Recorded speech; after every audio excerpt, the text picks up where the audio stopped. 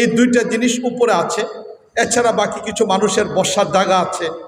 এর পাশাপাশি হযরত মূসা আলাইহিস সালাম 40 দিন পর্যন্ত যে জায়গায় ইবাদত করেছেন সেই জায়গাটাও ইবাদতের জায়গাটা রয়েছে। এটা মসজিদের বরাবর নিচে একটু পাহাড়ের নিচে এই নিচু জায়গাতে রয়েছেন মূসা আলাইহিস সালাম ইবাদত করতেন। তা আমরা যখন ঘুরে ঘুরে এগুলো দেখতেছি রাতের মাঝেই, এবার রাত শেষ হওয়ার অংশ, এমত অবস্থার ভিতরে একই সাথে খ্রিস্টানরা ঘন্টির মধ্যে আওয়াজ করা আরম্ভ করলো, আর পাশাপাশি ইহুদিরা সিঙ্গার মধ্যে ফুৎকার দেওয়া আরম্ভ করলো।